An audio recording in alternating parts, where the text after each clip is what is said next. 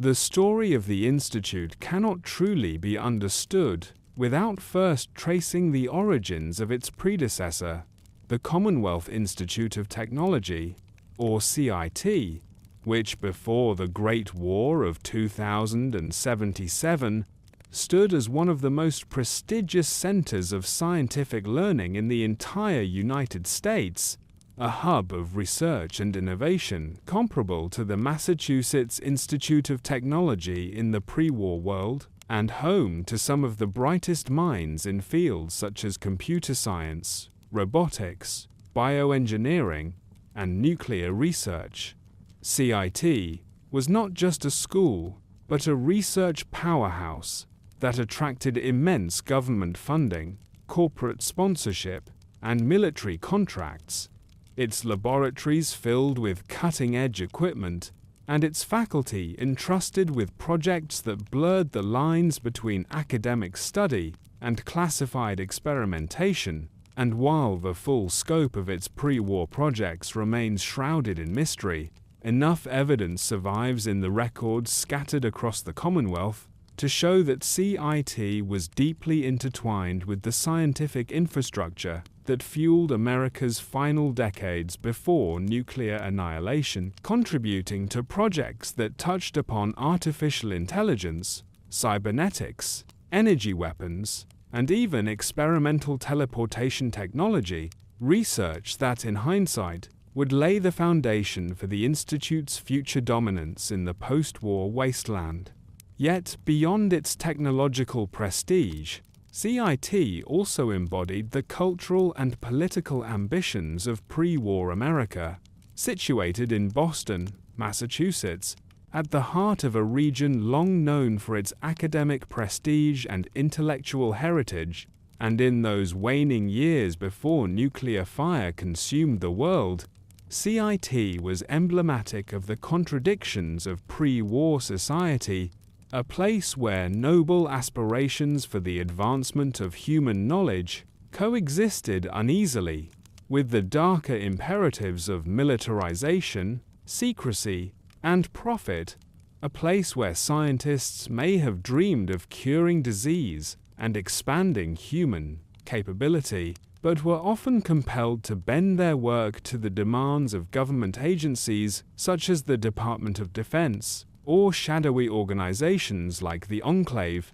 ensuring that nearly every breakthrough had potential military application. What little is known about CIT's student body and faculty suggests an institution that was both elite and secretive, with highly selective admissions policies and a culture of exclusivity. Its students groomed to become the leaders of tomorrow in science and engineering, while its research divisions pursued knowledge at any cost, an ethos that would survive the Great War and find new expression in the Institute's notorious disregard for the ethical concerns of the surface world. Even in the years leading up to 2077, CIT had already begun to explore the creation of artificial beings, with crude prototypes that would later inspire the first-generation synths, though these pre-war constructs were more automaton than human, and served as experimental platforms for testing adaptive programming,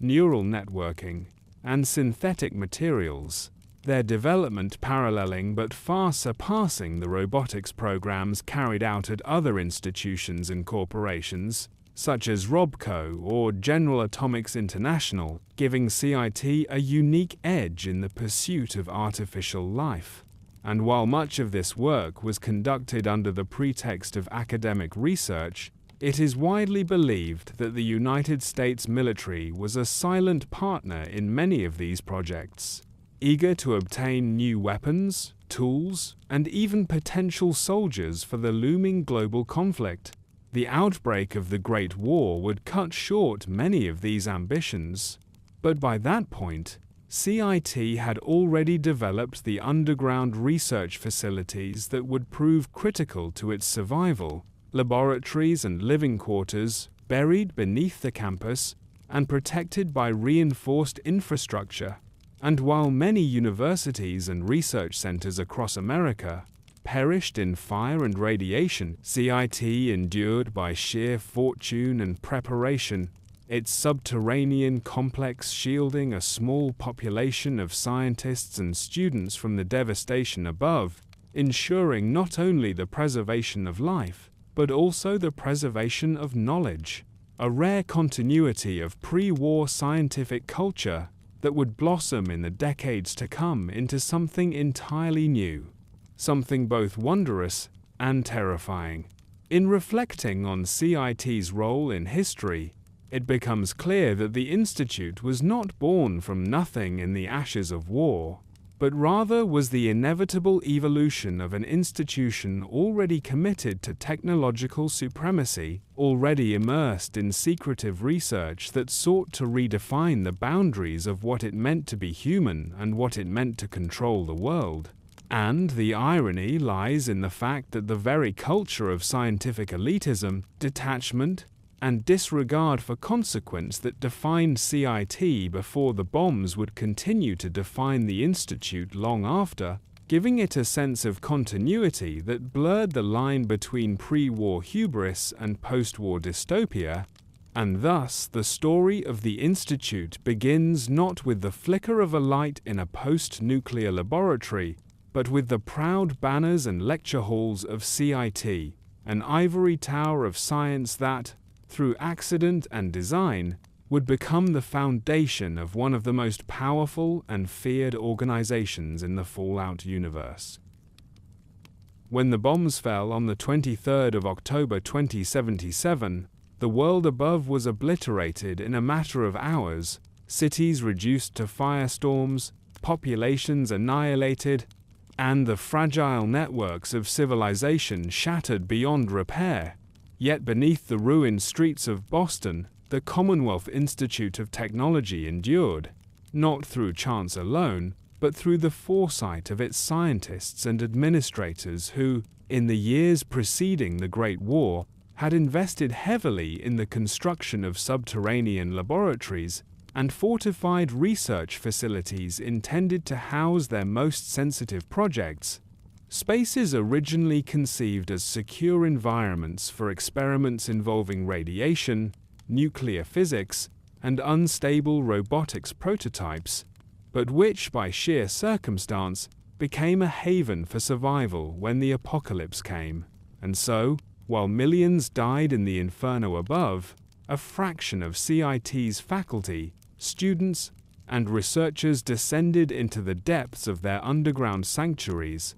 sealing themselves away from the chaos and unknowingly laying the foundation for the institute that would emerge in later decades. Unlike the Vault-Tec shelters scattered across the nation, designed with specific social experiments in mind, the survival of CIT's population was not orchestrated by some overarching corporate conspiracy, but rather was the byproduct of academic paranoia and scientific ambition. For these men and women had never truly expected to use their facilities as bunkers. Yet they were uniquely positioned to do so, stocked with supplies, equipment, and the infrastructure necessary to maintain life for an extended period. And though initial conditions were undoubtedly harsh, limited food stores, psychological strain, and the sudden awareness that the world they had known was gone, the community that formed within these underground halls was one bound by a shared identity as scientists, intellectuals, and custodians of knowledge, a culture of survival that prioritized preservation of research above all else. While the vaults became microcosms of human society subjected to deliberate manipulation, the survival of CIT's population was driven by continuity of purpose. And in those early years following the Great War, the ethos of the Institute began to take shape, an ethos rooted in the conviction that knowledge must be preserved at any cost, that the mistakes of the surface world had arisen from ignorance, short-sightedness, and emotional weakness, and that those who had survived in the depths had a responsibility, perhaps even a destiny, to carry forward the torch of human progress. regardless of the suffering that engulfed the wasteland above. In this sense, the Great War did not destroy CIT, but rather purified it, stripping away the distractions of a wider society and leaving behind only the core, a scientific elite unmoored from political oversight, civilian accountability, or the moral constraints of the pre-war world, free now to reimagine humanity according to their own vision. The earliest years underground were undoubtedly marked by hardship, for though CIT's laboratories had been designed to support life, they were never intended to serve as a permanent colony, and so food production had to be improvised, systems of governance hastily established, and survival strategies devised.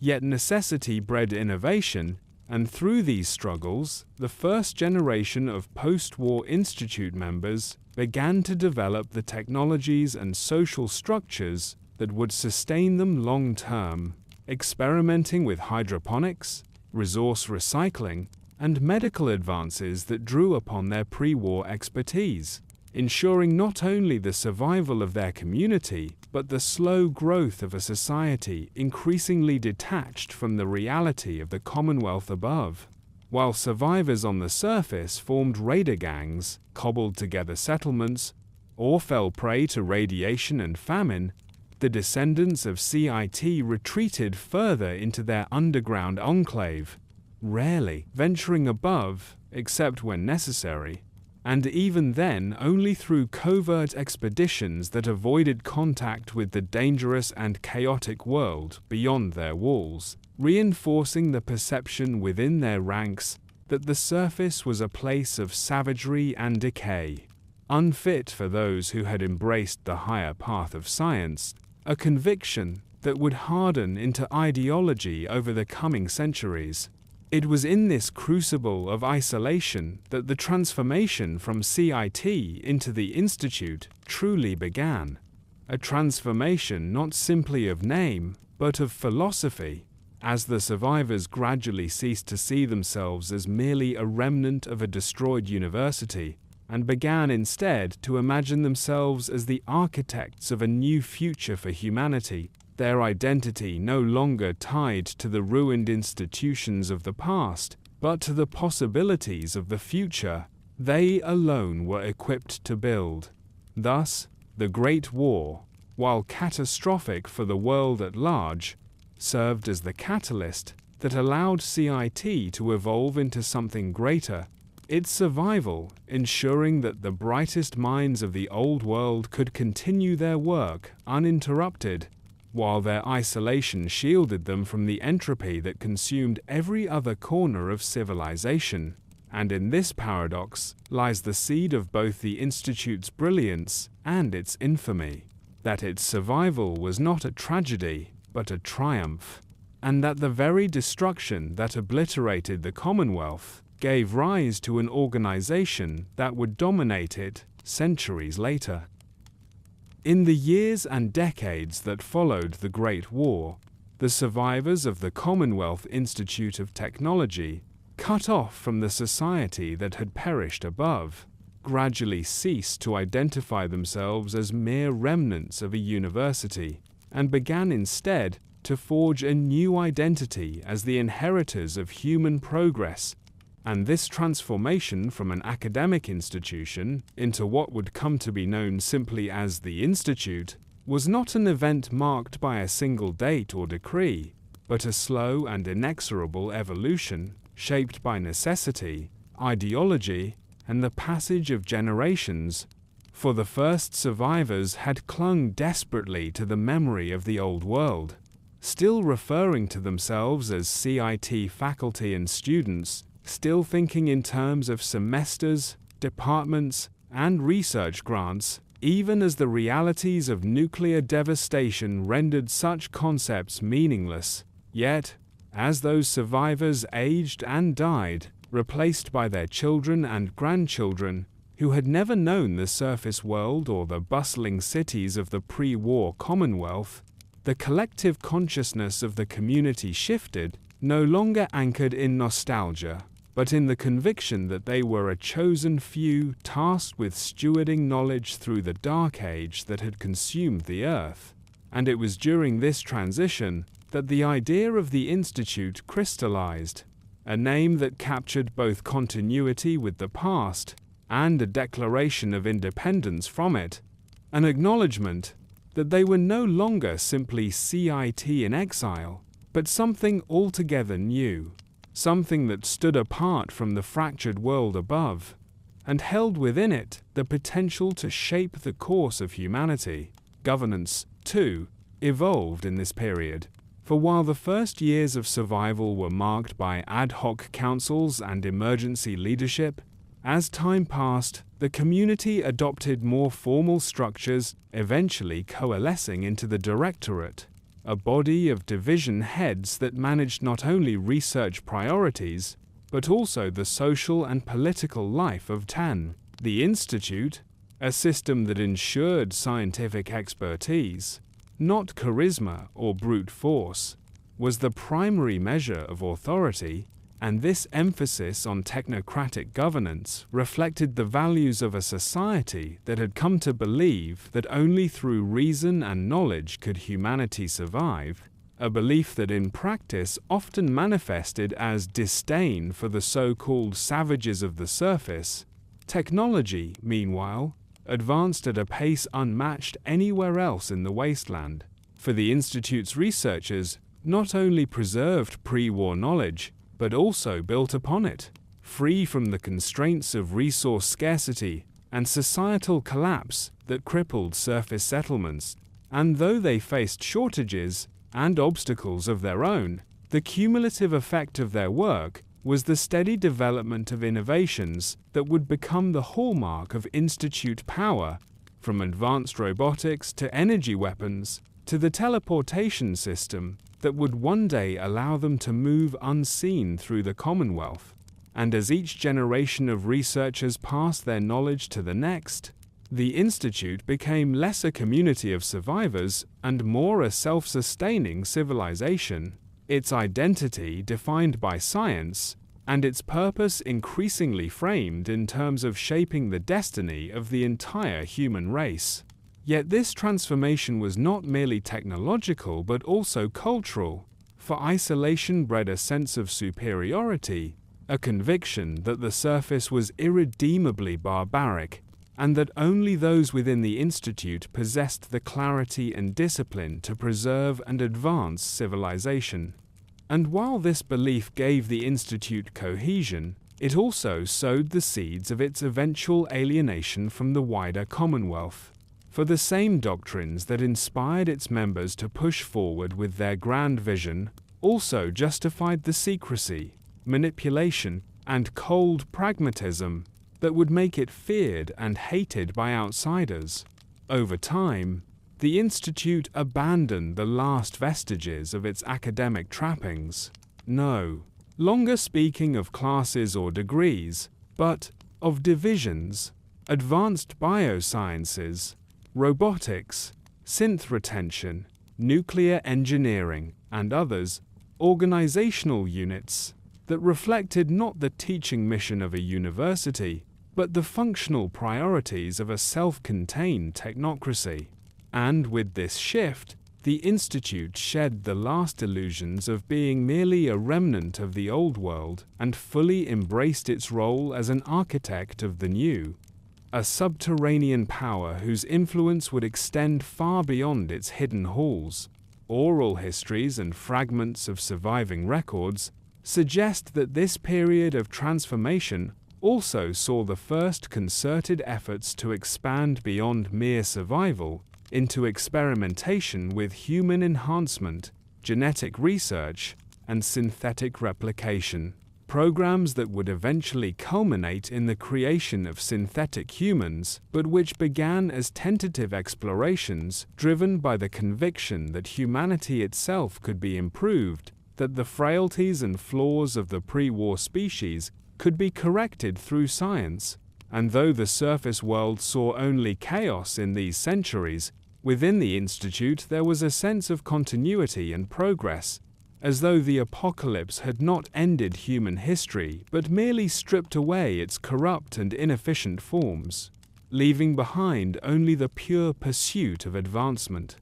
In this sense, the transformation of CIT into the Institute was not only an institutional evolution, but a philosophical revolution, a redefinition of what it meant to be human, what it meant to govern, and what it meant to wield knowledge in a world remade by fire. And the weight of this transformation would be felt in every chapter of the Institute's history thereafter. For the culture of secrecy, elitism, and technological ambition that took root in these formative centuries would come to define its every action, shaping its relationships with the surface, its experiments with synthetic life, and ultimately its role in the great factional struggles that would consume the Commonwealth 2 centuries later.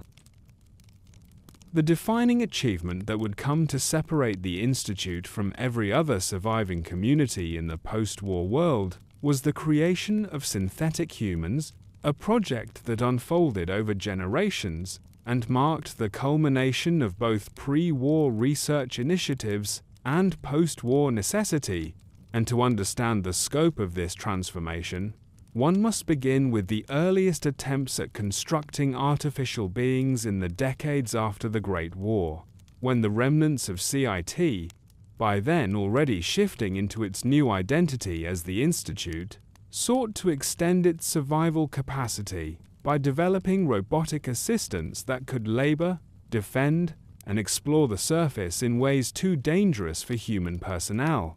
And these prototypes, crude and skeletal by later standards, would become known retrospectively as the first generation of synths, machines more akin to combat robots or utilitarian worker drones than the humanoid replicas that would emerge centuries later. Yet even these first attempts revealed the Institute's singular obsession with creating not merely tools but approximations of humanity itself, for their design drew upon the most advanced pre-war robotics knowledge available, integrating adaptive programming and modular construction that allowed for functions far more flexible than the rigidly programmed MR, handy units or the militarized sentry bots that littered the wasteland.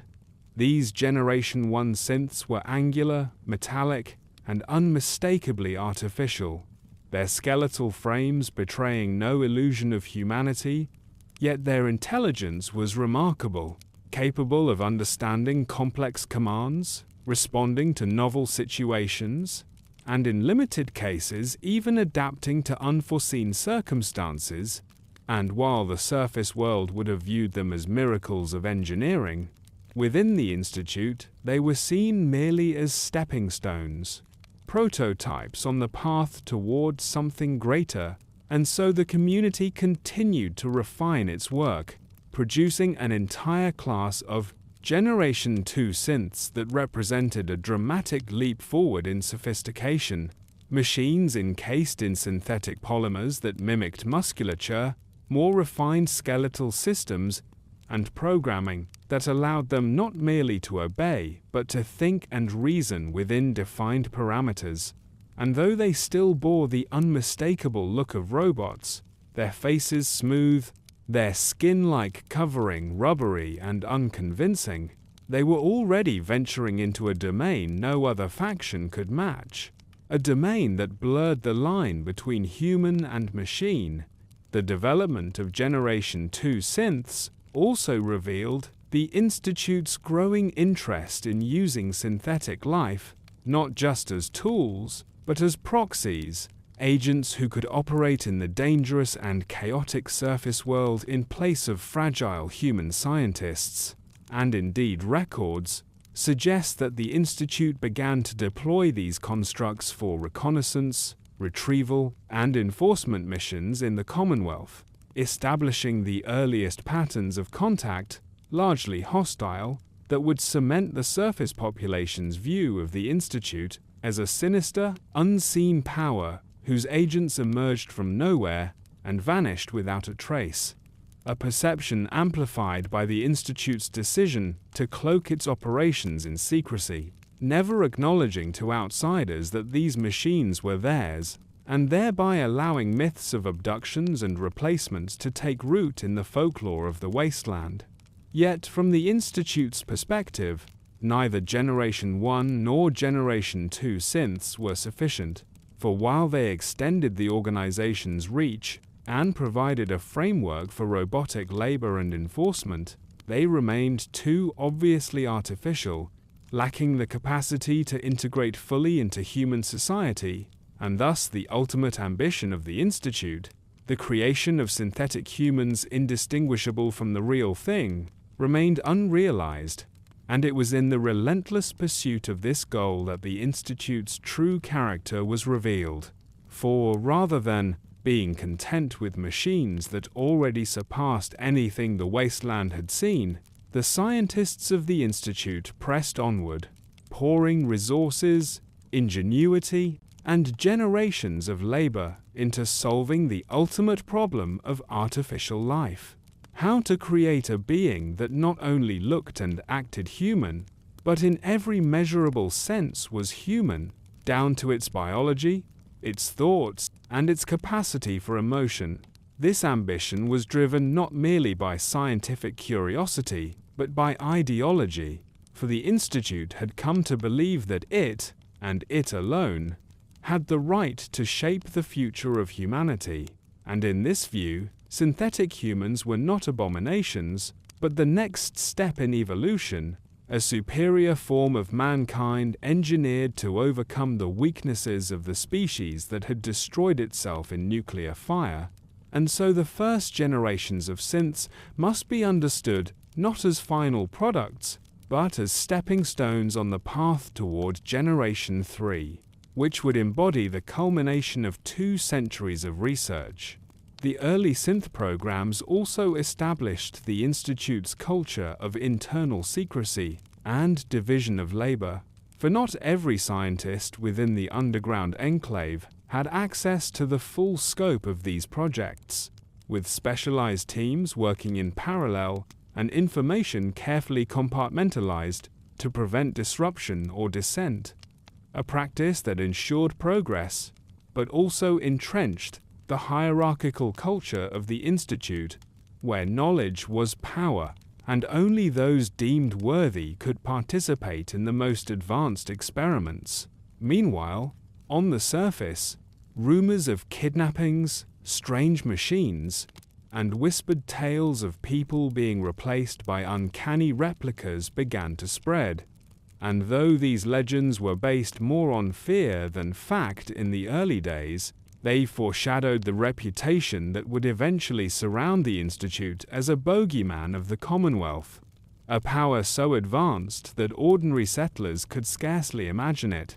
And it is telling that this reputation emerged even during the era of Generation 1 and 2 synths, when the Institute was still struggling toward the perfection of its designs, for it speaks to the enormous gulf that already separated the subterranean technocracy from the fractured, desperate world above.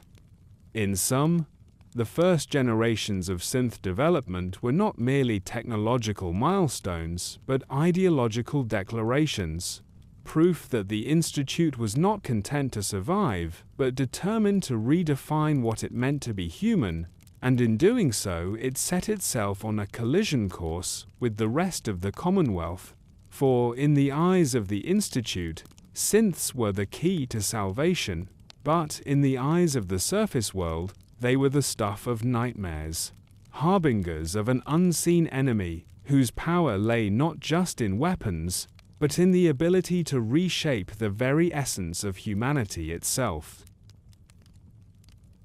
The defining achievement that would come to separate the Institute from every other surviving community in the post-war world was the creation of synthetic humans, a project that unfolded over generations and marked the culmination of both pre-war research initiatives and post-war necessity. And to understand the scope of this transformation, one must begin with the earliest attempts at constructing artificial beings in the decades after the Great War, when the remnants of CIT, by then already shifting into its new identity as the Institute, sought to extend its survival capacity by developing robotic assistants that could labor, defend, and explore the surface in ways too dangerous for human personnel. And these prototypes, crude and skeletal by later standards, would become known retrospectively as the first generation of synths, machines more akin to combat robots or utilitarian worker drones than the humanoid replicas that would emerge centuries later. Yet even these first attempts revealed the Institute's singular obsession with creating not merely tools but approximations of humanity itself, for their design drew upon the most advanced pre-war robotics knowledge available, integrating adaptive programming and modular construction that allowed for functions far more flexible than the rigidly programmed Mr. Handy units or the militarized sentry bots that littered the wasteland. These Generation 1 synths were angular, metallic, and unmistakably artificial, their skeletal frames betraying no illusion of humanity,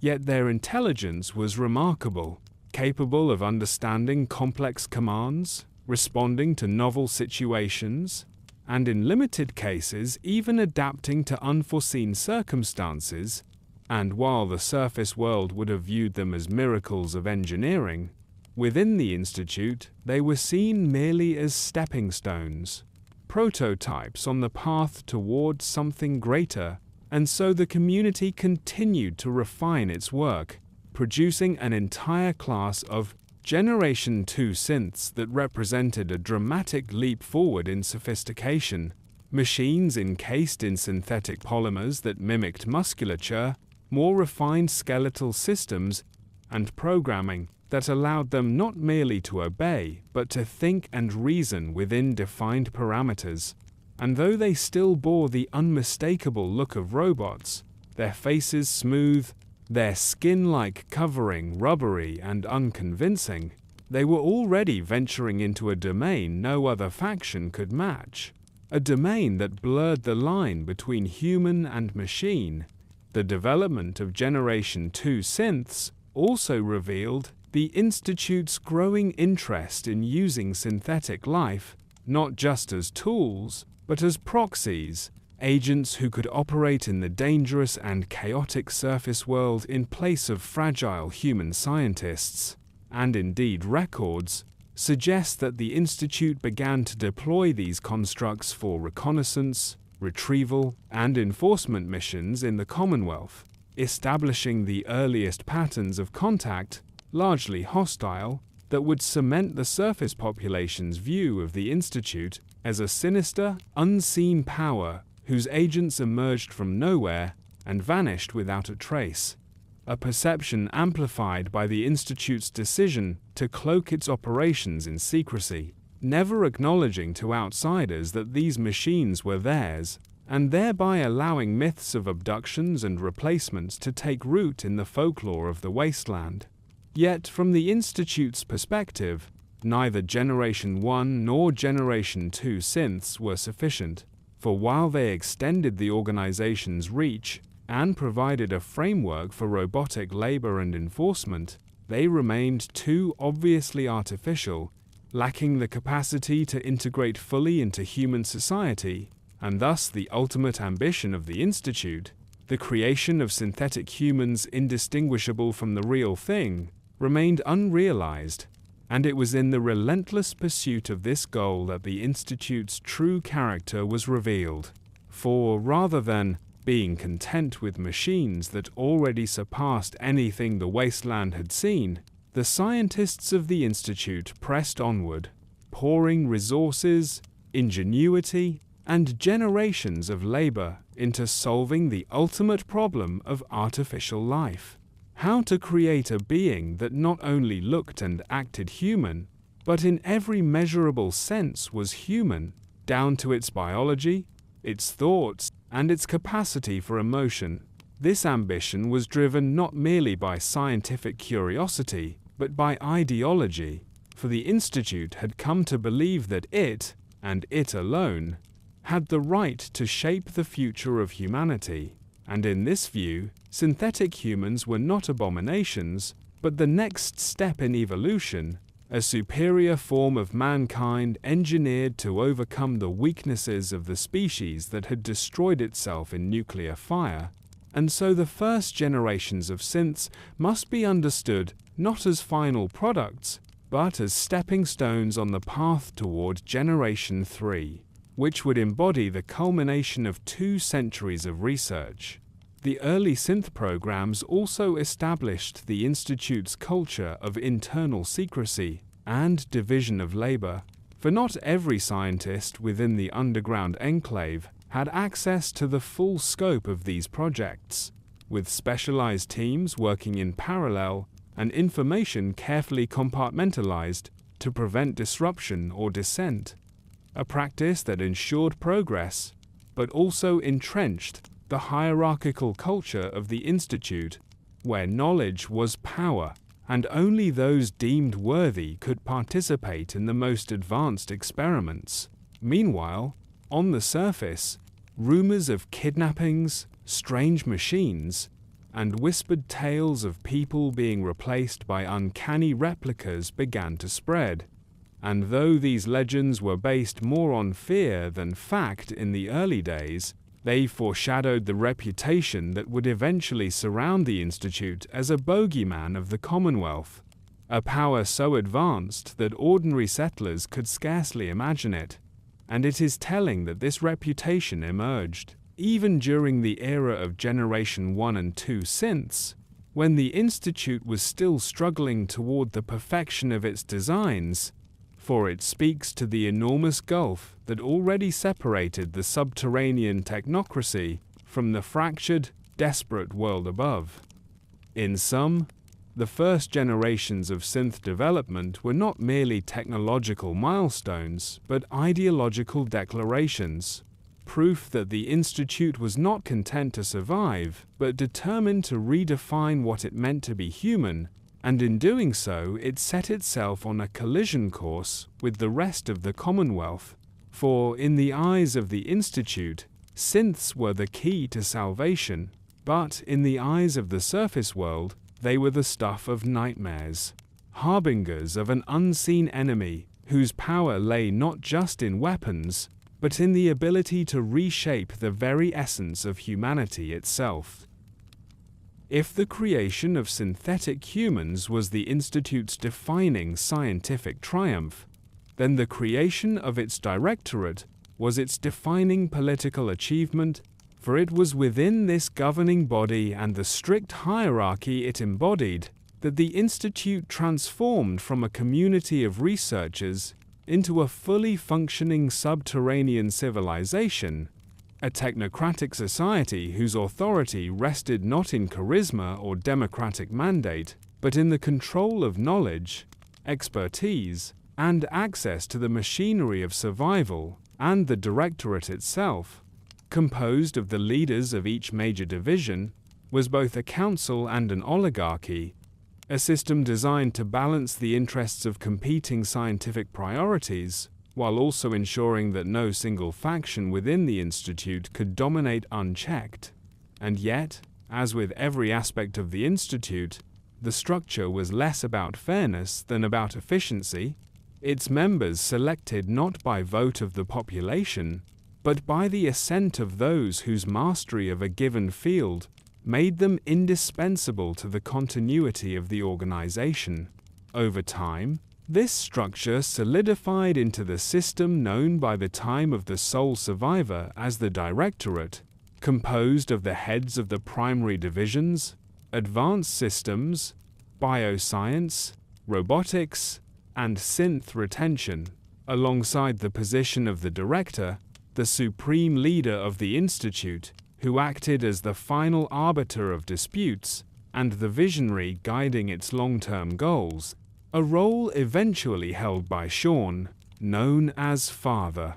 Though the position had existed long before his tenure, embodying the principle that the Institute was not merely a collection of scientists, but a society that required order, direction, and a clear chain of command. The Advanced Systems Division was responsible for much of the Institute's cutting-edge engineering, including the development of the molecular relay that allowed for instantaneous teleportation into and out of the facility, the very technology that rendered the Institute effectively untouchable by surface powers and cemented its reputation as a ghostly, omnipresent force. And the leaders of this division wielded immense influence, for their mastery of energy weapons, power distribution, and advanced physics underpinned many of the Institute's most important projects. The Bioscience Division, meanwhile,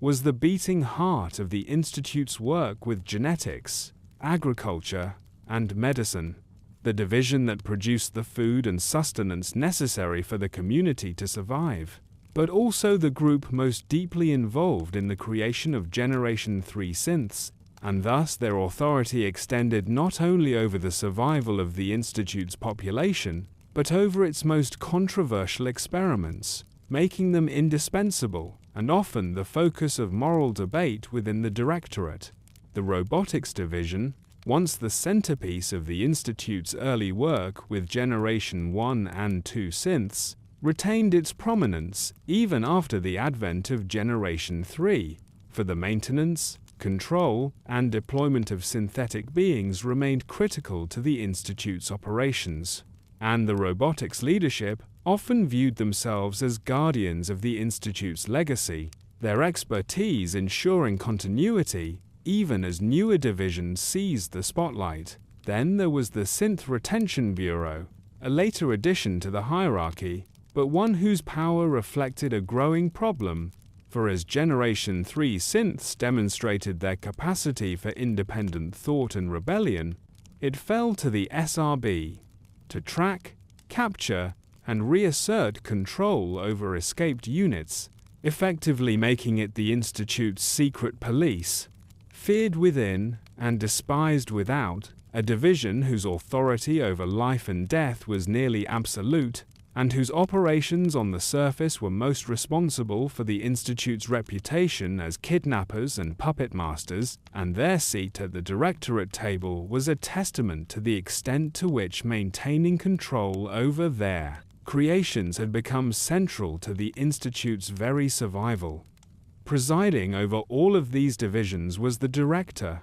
a role that combined symbolic authority with practical power. For while the Directorate operated collectively, it was the Director whose vision shaped the Institute's direction and whose voice resolved deadlocks. And though directors came and went over the centuries, the most significant was Sean, Father, who not only guided the Institute during its confrontation with the Commonwealth factions, but also redefined its purpose by declaring that the Institute's destiny was not to remain hidden forever, but to emerge as the rightful shepherd of humanity, a bold declaration that broke with centuries of secrecy and isolation. Beneath this elite governing body existed a broader hierarchy of researchers, technicians, security personnel, and general staff, each tier defined by the value of its knowledge and contribution,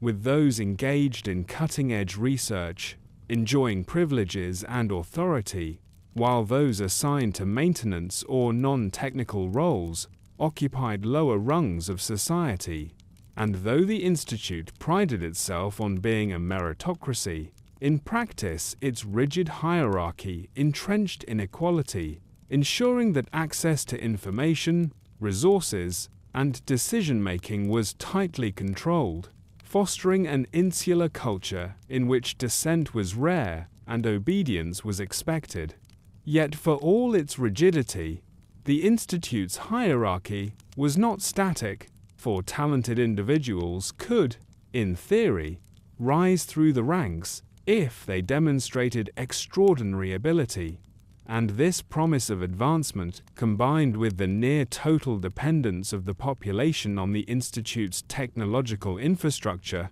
ensured loyalty even in the face of moral unease, binding the community together under the conviction that their society, however imperfect, was the only bulwark against the chaos and barbarism of the surface. Outsiders who later encountered fragments of information about the Directorate often likened it to the ruling councils of pre-war corporations, or even to the Enclave, for both embodied the fusion of science, secrecy, and authoritarian control. Yet the Institute's hierarchy was unique in that it lacked the ideological nationalism of the Enclave, or the quasi-religious zeal of the Brotherhood of Steel, instead grounding its authority in the belief that knowledge itself was the highest good, and that those who wielded it were inherently entitled to rule, a conviction that, while efficient in sustaining their subterranean utopia,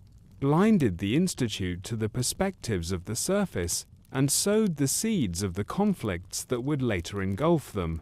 In examining the Institute's hierarchy, one sees not only the organizational mechanics of a hidden society, but also the philosophical blueprint of a world built on the premise that intelligence and innovation justify power, a world where those who cannot comprehend or contribute are deemed irrelevant. And in this lies both the strength and the tragedy of the Institute, for its Directorate and its divisions created marvels unmatched in the wasteland. But in doing so, they built a society so insular, so convinced of its own superiority,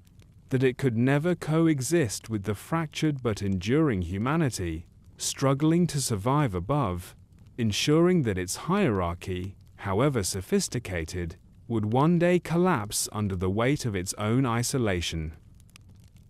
If the Institute's hierarchy gave structure to its subterranean society and its technological divisions produced the marvels that sustained it, then the Synth Retention Bureau was the instrument by which that society ensured control over its most prized yet dangerous creations. For as Generation 3 synths emerged into the world, beings nearly indistinguishable from humans in appearance, behavior, and complexity, it became clear that perfection bred unpredictability, that when synthetic minds achieved the capacity for independent thought, they also achieved the capacity to disobey, to dream of lives beyond the sterile confines of laboratories, and to reject the roles for which they were manufactured. And it was in response to this existential threat to the Institute's authority that the Synth Retention Bureau, or SRB,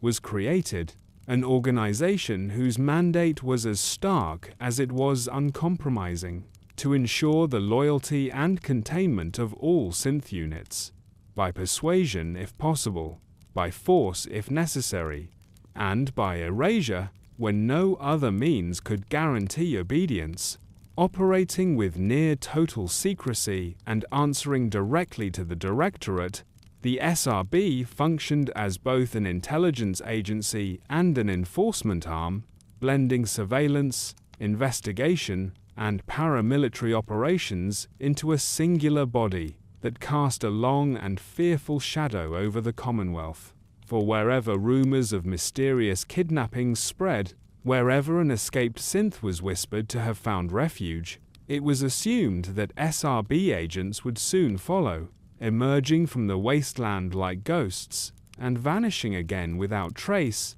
leaving only silence and fear behind.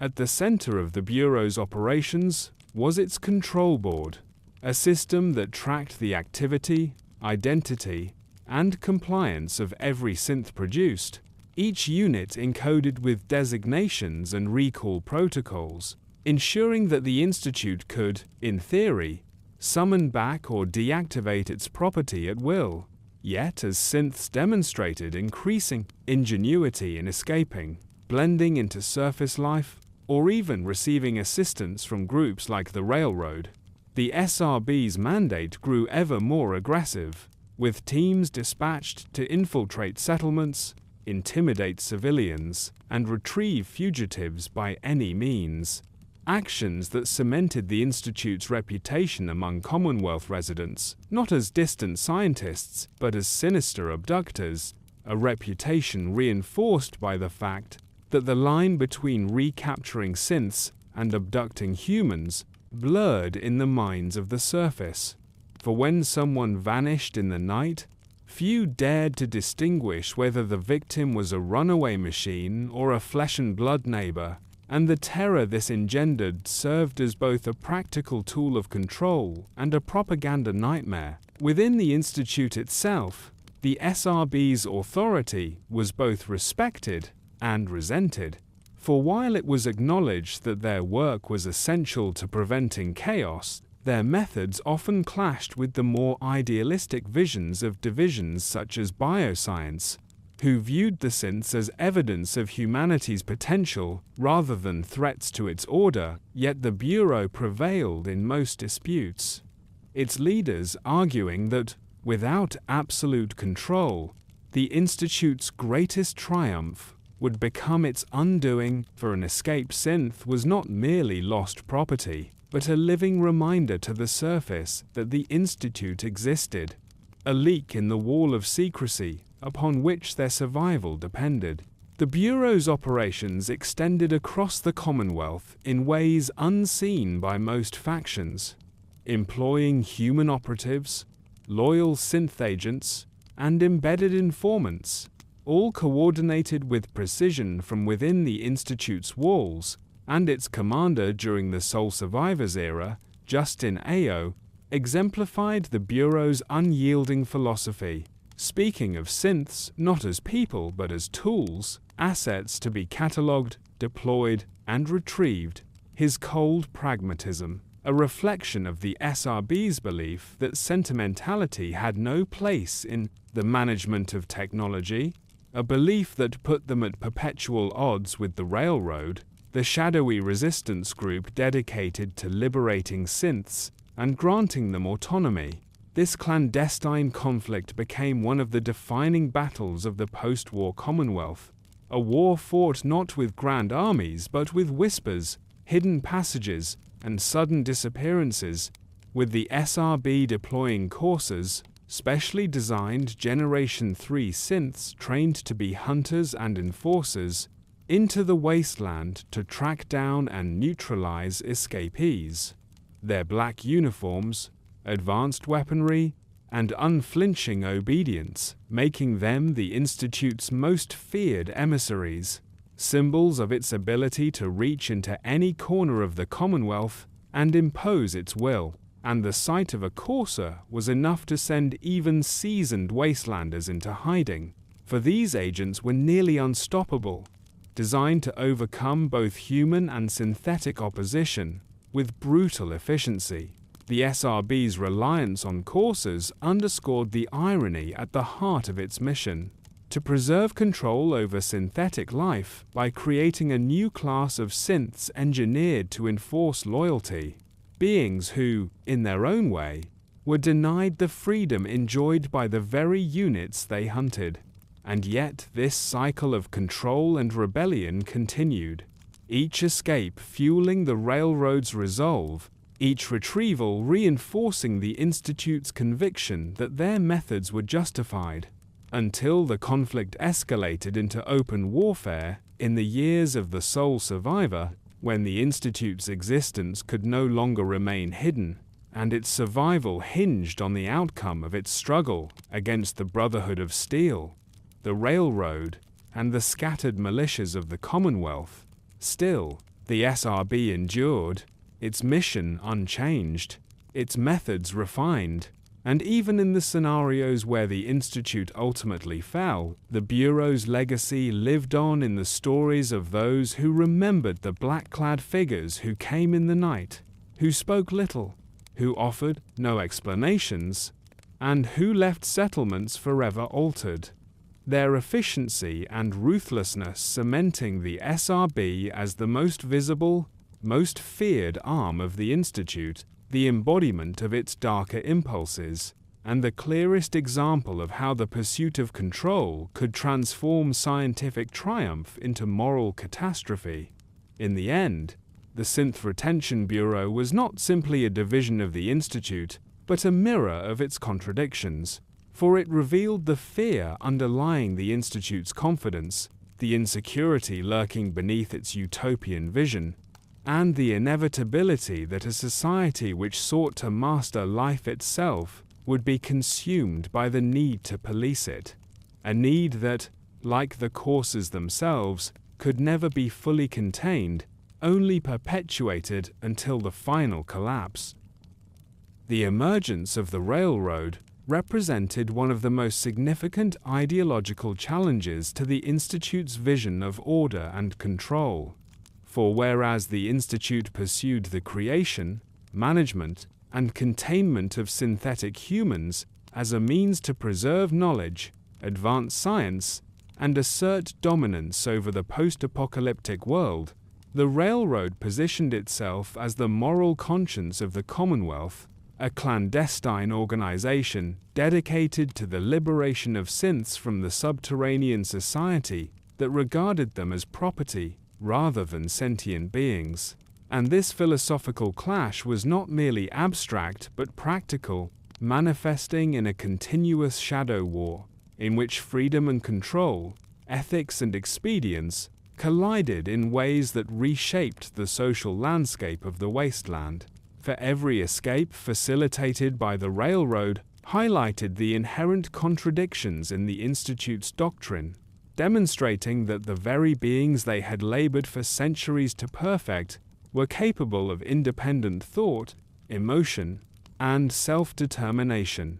traits that the surface world could recognize even when the Institute could not. And these acts of liberation galvanized public awareness of the Institute's secretive operations, creating a moral narrative in which synthetic humans were no longer merely technological achievements, but fully realized moral subjects with rights and autonomy. The railroad itself operated in strict secrecy, a decentralized network of safe houses, operatives, and sympathizers scattered across the Commonwealth, whose members often risked life and limb to intercept, guide, and protect escaping synths, and their methods were both ingenious and meticulous, relying on coded communications, hidden compartments, and carefully coordinated extraction routes to move their charges undetected past Institute sensors, Corsa patrols, and surface authorities, effectively creating a parallel infrastructure of liberation that mirrored but opposed the surfer technological mastery of the Institute, demonstrating that innovation alone could not secure obedience or suppress conscience, and that ethical agency, even in synthetic form, could circumvent even the most sophisticated systems of control. The railroad's philosophy rested on the principle that Generation 3 synths, as beings capable of thought, emotion, and moral reasoning, were entitled to the same freedoms as their flesh and blood creators, a radical assertion that placed them directly in opposition to the Institute's utilitarian perspective. And this conflict was never purely hypothetical, as thousands of escaped synths became tangible evidence of the Institute's inability to achieve total dominance, forcing the subterranean society to escalate its operations through the Synth Retention Bureau, the deployment of courses, and increasingly intrusive monitoring of the surface world, creating a cycle of action and counteraction that dominated the Commonwealth for decades, and served as a microcosm of the broader struggle between technological authority and ethical responsibility. Beyond operational tactics, the railroad also shaped public perception and moral discourse, for their efforts to document the abductions, replacements, and indoctrination of synths challenged the Institute's carefully cultivated narrative of benevolent oversight, revealing the coercive and often brutal reality of life under the subterranean technocracy, and these revelations forced settlements, scavengers, and independent militias to grapple with questions that had previously been abstract, Could a being born of synthetic design possess personhood? And if so, what obligations did human society have to recognize and protect that personhood? And how could the Institute justify its actions in the face of such undeniable evidence of sentience and suffering? The Railroad's work also exposed the deep ethical tensions within the Institute itself. For while the Directorate and Division heads emphasized control, obedience, and the survival of the organization, many lower-level scientists and technicians, those who interacted with synths daily, began to recognize the autonomy and complexity of the beings they had created, and in some cases sympathized with their plight, creating subtle fissures in the monolithic structure of the Institute, tensions that would later play crucial roles in determining the outcome of confrontations with surface forces, illustrating that even in a society defined by hierarchy, secrecy, and technological mastery, moral agency could not be entirely suppressed, and that the very creations intended to secure dominance could inspire rebellion, both externally and internally. Strategically, the Railroad's interventions forced the Institute to innovate in response, refining courses, improving tracking protocols, and enhancing surveillance networks. Yet these measures often had unintended consequences, as the more the Institute sought to control, the more it revealed its presence to a world that had previously regarded it as a myth, a ghost, or an abstraction. And in this sense, the Railroad not only protected escaped synths, but also leveraged them as instruments of exposure, demonstrating that ethical resistance could drive technological escalation and undermine even the most secure systems of power.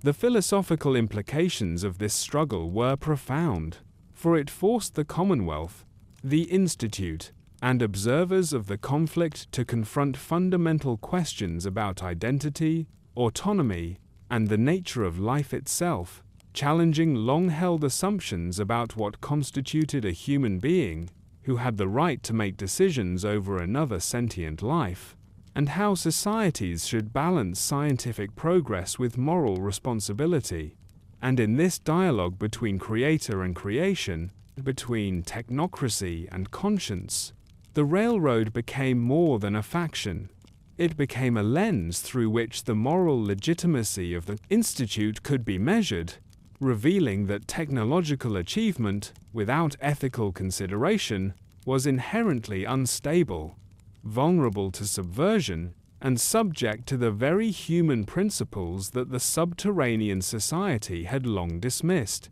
In summation, the Railroad and its campaign for synth freedom represent not just a factional conflict, but a broader commentary on the tension between power and morality, demonstrating that the existence of sentient beings outside the control of an authoritarian system inherently challenges that system's authority, and that the Institute's pursuit of perfection, while technologically unmatched, could never fully reconcile with the fundamental ethical reality that consciousness, choice, and the desire for freedom are forces that cannot be engineered, contained, or entirely suppressed, and that the very creations intended to secure the Institute's dominance would ultimately catalyze its confrontation with questions of justice, legitimacy, and the enduring human, or synthetic, capacity for resistance.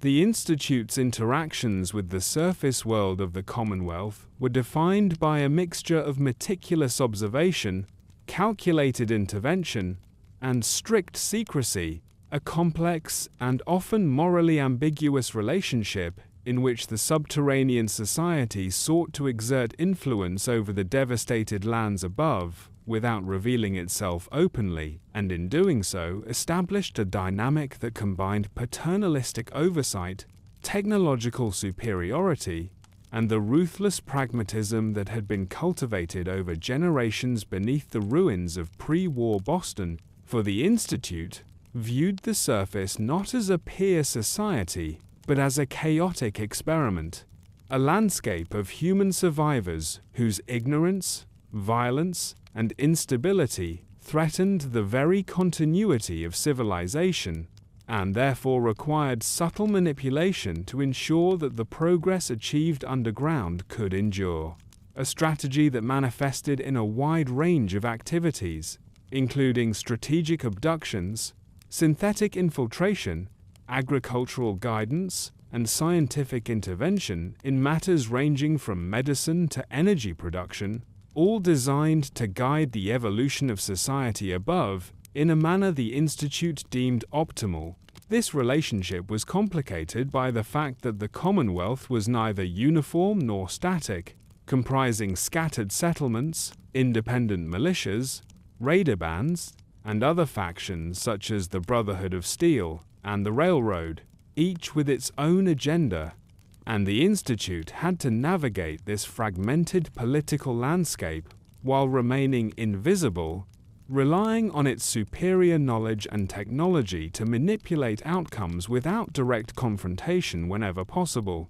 And yet, the very necessity of secrecy imposed constraints that created tension within the Institute itself, as some members questioned whether such pervasive control over human and synthetic life was morally justified, even as others argued that without these measures, the surface would descend into chaos, rendering subterranean enclaves' hard-won survival meaningless. Among the most visible expressions of the Institute's influence were the abductions and replacements of surface dwellers, acts carried out to study human behavior, train synthetic operatives, and test the integration of Generation 3 synths into human society. Practices that were largely hidden from public view, yet became the source of widespread fear and legend among Commonwealth residents, fostering stories of missing people, uncanny doubles, and unexplainable phenomena. And while these actions were rationalized within the Institute as necessary for the preservation of knowledge and control over experiments, they fueled a perception among surface populations that the Institute was a predatory, omnipotent force, a shadow government operating beyond accountability, a perception that further isolated the organization socially even as it expanded its technological and operational reach. Beyond individual abductions, the Institute maintained ongoing surveillance of settlements and factions, deploying reconnaissance synths, monitoring communications, and using its intelligence networks to anticipate threats and manipulate outcomes, often intervening subtly in matters of public order, agriculture, and disease management, effectively acting as a hidden hand shaping the development of the Commonwealth without ever revealing itself directly. A posture that allowed the Institute to test theories of governance, social engineering, and human behavior on a continental scale, yet one which also reinforced its detachment from the ethical concerns of the surface, for every calculation was based on utility and survivability rather than consent or moral engagement, reflecting a worldview in which human populations were treated as variables in an experiment, rather than autonomous agents with rights or claims. The Institute's relationship with other factions further complicated its interaction with the Commonwealth, as groups, such as the Brotherhood of Steel, viewed the subterranean society with suspicion, distrust, or outright hostility, motivated both by ideological differences and fear of the Institute's technological superiority, and these tensions sometimes erupted into skirmishes, sabotage, or proxy conflicts. While the Railroad operated as both adversary and moral challenger, undermining the Institute's claims to stewardship by advocating for the freedom and personhood of synthetic beings, and the Minutemen, representing the desire for independent, local governance, often found themselves caught between these competing forces. highlighting the multifaceted nature of the Institute's influence, which was simultaneously technological, political, and ethical in its reach. Economically, the Institute also exerted covert influence by controlling advanced technologies, agricultural systems, and energy production, which, though largely hidden from public knowledge, indirectly shaped trade, settlement patterns, and factional interactions, ensuring that even the decisions of surface communities could be steered without overt interference,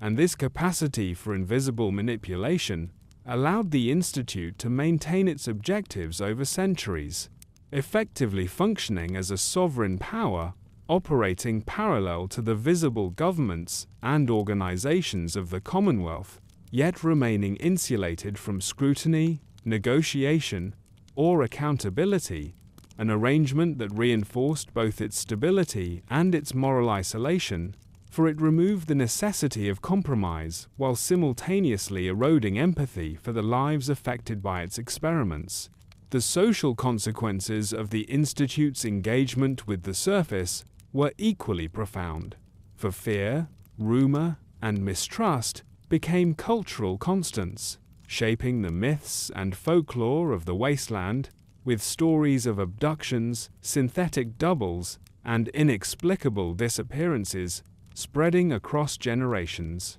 And while some communities dismissed such tales as superstition, others treated them as evidence of an omnipresent, godlike entity manipulating human destiny from beneath the ground, a reputation that served both as a deterrent against direct confrontation and as a psychological tool to ensure compliance, demonstrating the Institute's understanding that perception could be as powerful a mechanism of control as technological superiority. Philosophically, this relationship embodies the central paradox of the Institute. Its ambition to guide humanity toward a perfected future necessitated both concealment and coercion. Its pursuit of utopian order imposed moral costs that the surface could perceive, even when the Institute itself rationalized them as necessary for survival,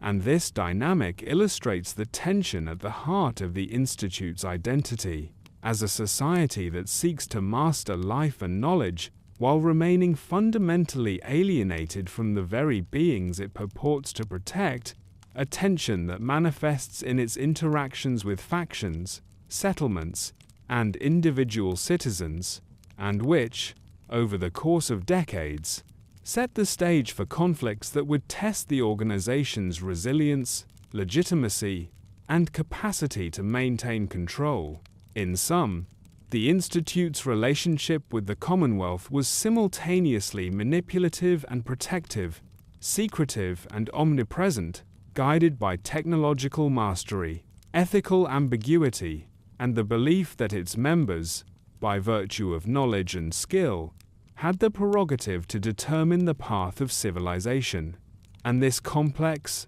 and often morally fraught relationship defines much of the Institute's history, illustrating both its unparalleled capacity for influence and the ethical contradictions inherent in wielding power over a society that is neither aware of its stewards nor in a position to consent to their governance.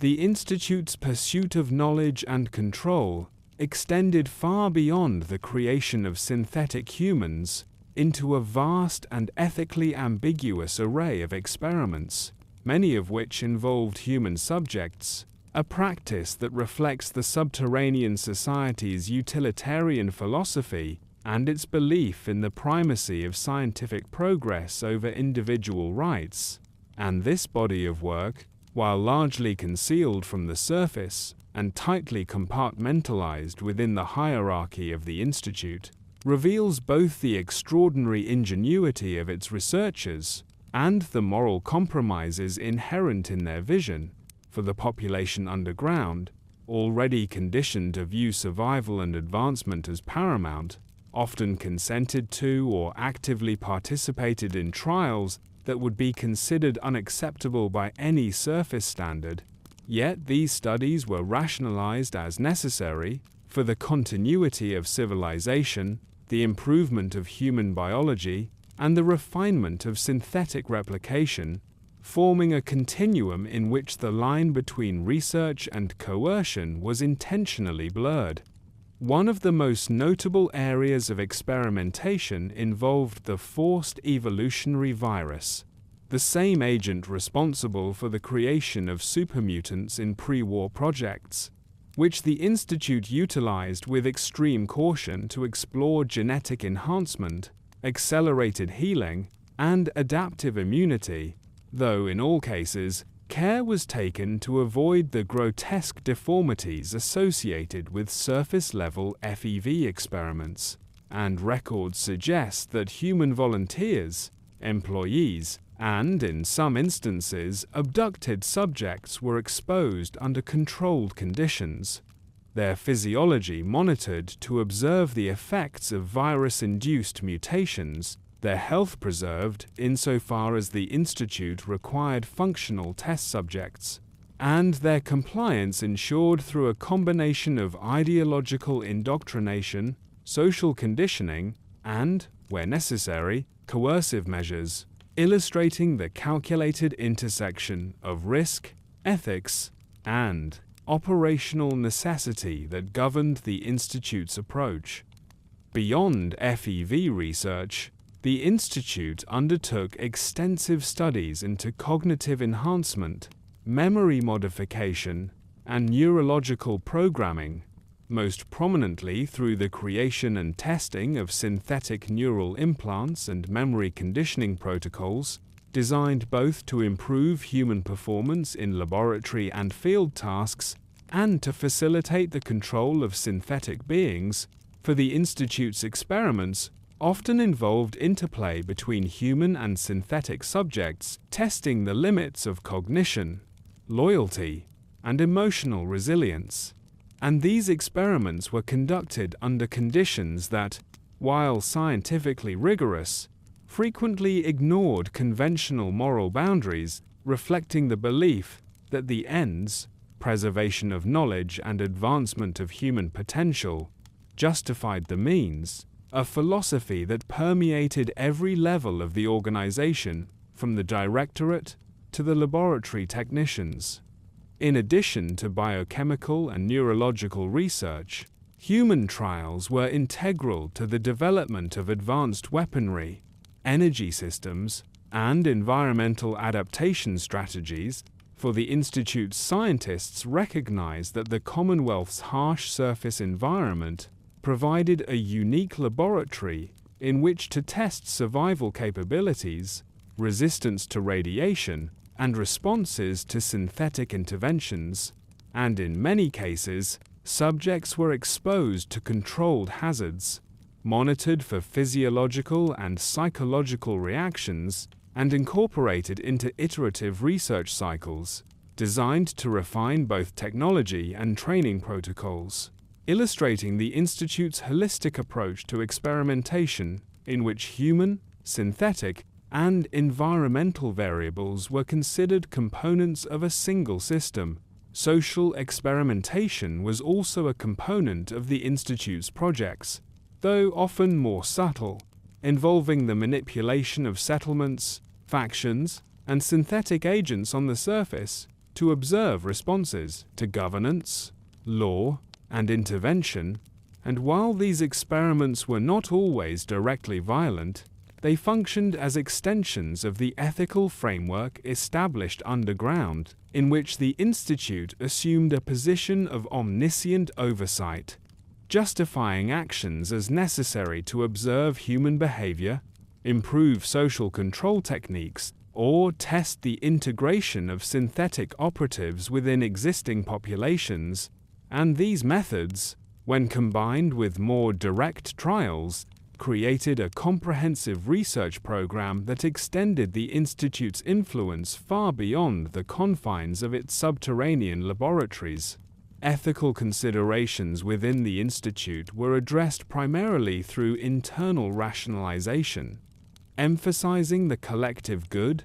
the necessity of secrecy, and the preservation of scientific continuity over the rights of individuals. A framework that, while internally coherent, frequently produced outcomes that surface populations perceived as abductions, coercion, or even human rights violations. And it is this duality, scientific achievement paired with moral compromise, that defines much of the Institute's historical legacy. For their technological and biological innovations could only be realized through practices that, from an external perspective, often violated the principles of autonomy, consent, and humane treatment. Notable examples of human trials include the testing of synthetic tissue integration, where human subjects served as experimental hosts for Generation 3 synth neural interfaces, memory transfer experiments designed to evaluate cognitive imprinting on synthetic replicas, and controlled exposure to environmental hazards such as high radiation zones or artificially induced infections, all of which were meticulously documented and analyzed by the Bioscience Division, yet remained inaccessible to the general population, a reflection of both the operational security and the ethical compartmentalization that characterized the Institute. The long-term consequence of these experiments was the establishment of a repository of knowledge unmatched anywhere else in the post-war world, encompassing genetics, neurology, synthetic replication, and adaptive human physiology, a body of research that empowered the Institute to maintain technological superiority, advance the development of Generation 3 synths, and secure its influence over the Commonwealth. Yet, this repository also cemented the moral distance between the subterranean society and the surface world, creating a chasm of trust, perception, and legitimacy that would manifest in resistance movements, ethical debates, and eventual conflict.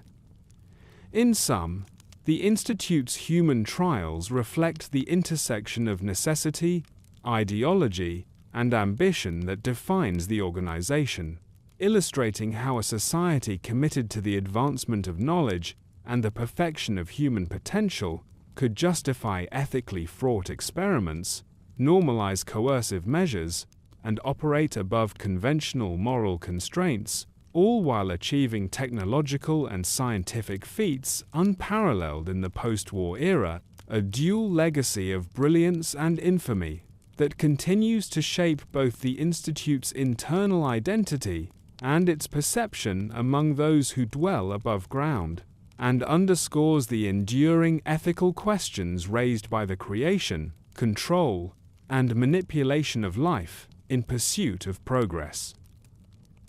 The Institute's unparalleled technological advancements are a testament to centuries of uninterrupted research, meticulous experimentation, and the application of scientific principles unbound by the chaos of the post-war surface, and this pursuit of innovation encompassed a wide spectrum of fields, ranging from energy and propulsion to synthetic biology, robotics, and advanced communications, establishing the subterranean society as the preeminent hub of knowledge and capability in the Commonwealth, and indeed, in the context of post-apocalyptic human civilization, perhaps the only entity capable of conceptualizing and realizing technologies that would have seemed impossible even before the Great War. At the core of the Institute's innovations was the teleportation network, colloquially referred to as the molecular relay system, a marvel of engineering that allowed instantaneous transport between subterranean facilities and predetermined surface points, a technology that effectively eliminated geographic constraints for Institute operatives, enabling rapid deployment of personnel and resources, seamless movement of synthetic humans into the Commonwealth, and covert operations without the limitations or dangers of conventional travel. And while the precise mechanisms remain classified, The system relied on the manipulation of matter at the molecular level, energy amplification, and quantum-level computational precision, representing a synthesis of physics, energy, engineering, and information processing that was unmatched by any surface faction, including the Brotherhood of Steel. The development of energy-based weaponry,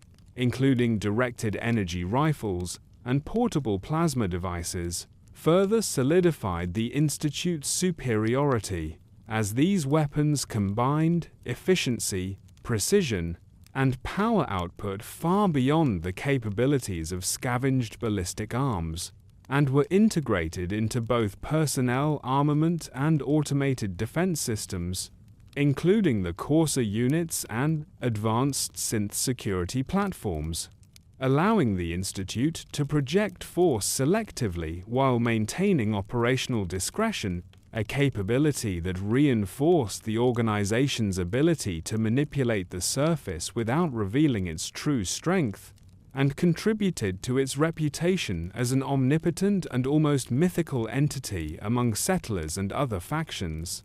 Robotics, meanwhile, remained both a historical cornerstone and a continuing field of innovation, with the progression from Generation 1 and 2 synths to the full integration of Generation 3 synthetic humans, demonstrating the Institute's ability to combine mechanical engineering with biological replication and to extend automation into domains traditionally reserved for humans, including complex decision-making, reconnaissance, and combat. And the Robotics Division further developed specialized units such as sentry bots, mobile task platforms, and defensive drones, all of which were networked for coordination and could be deployed autonomously or under direct control, creating an integrated operational ecosystem in which synthetic life and machines work seamlessly to maintain Institute objectives,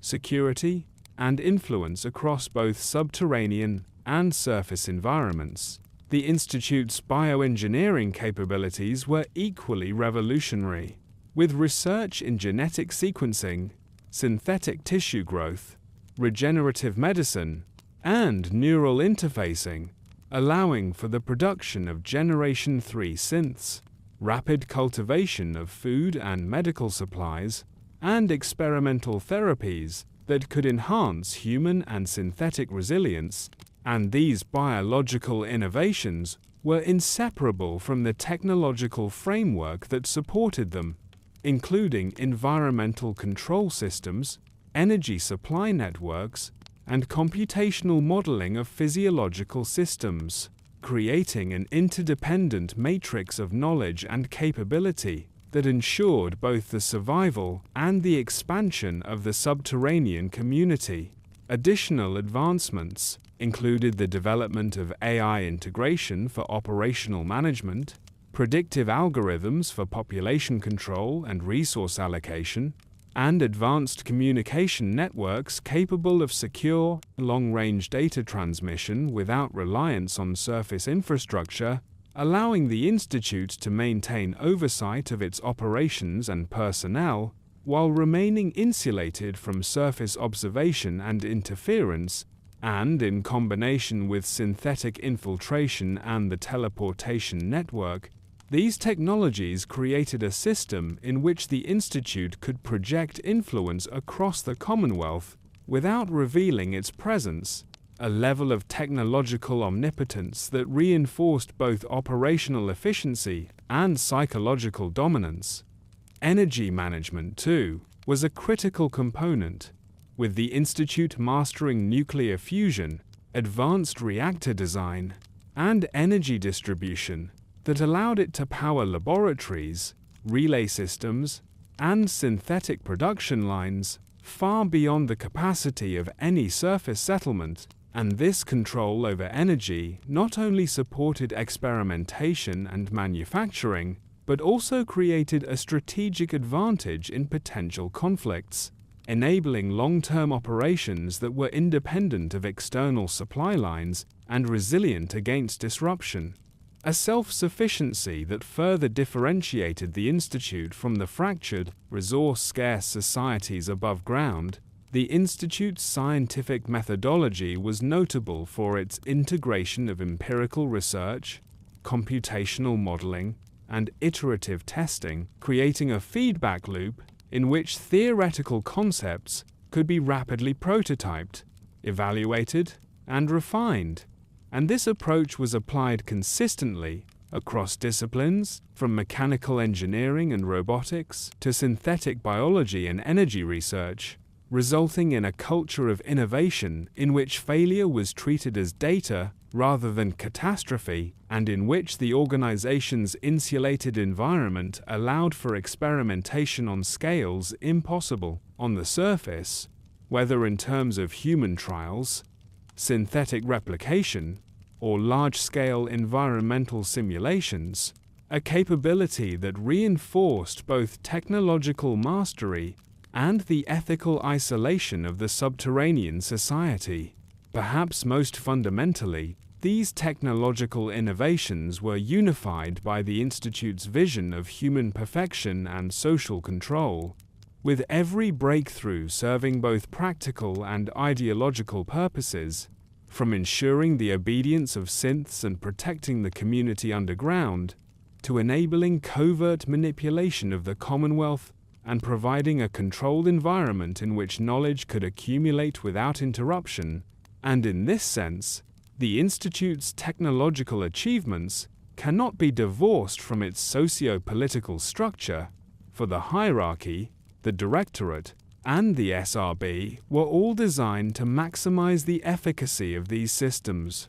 to ensure that innovation was both protected and weaponized, and to guarantee that the subterranean society could operate as a self-contained, self-sufficient, and technologically superior civilization, an achievement whose scale, ambition, and integration are virtually unparalleled in the post-apocalyptic world. In summary, the Institute's technology and scientific innovations represent the intersection of mastery, ambition, and moral complexity, combining teleportation, energy weaponry, advanced robotics, bioengineering, AI, and energy management into an integrated system that secured operational dominance, experimental freedom, and socio-political control, while simultaneously raising profound ethical questions about autonomy, consent,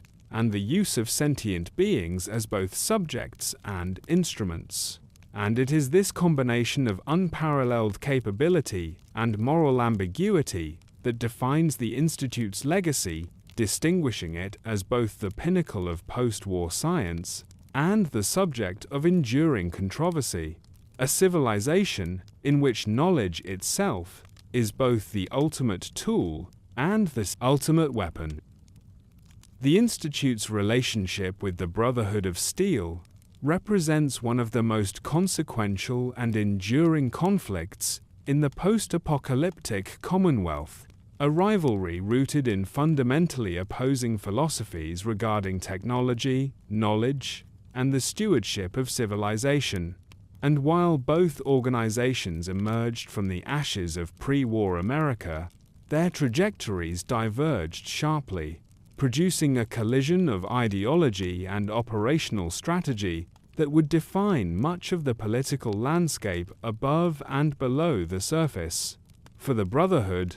with its quasi-religious reverence for pre-war technology, sought to preserve, hoard, and control artifacts of the old world in the belief that humanity's survival depended on limiting access to dangerous knowledge, whereas the Institute, isolated underground and freed from immediate threats, pursued the mastery, expansion, and application of that same knowledge, viewing the surface's chaotic populations as both a laboratory and a threat to be managed through control. And it is in this juxtaposition that the central tensions of their rivalry emerge. As one organization prioritizes preservation and restriction, while the other prioritizes innovation and active intervention. The earliest interactions between these two factions were characterized by mutual suspicion and cautious observation,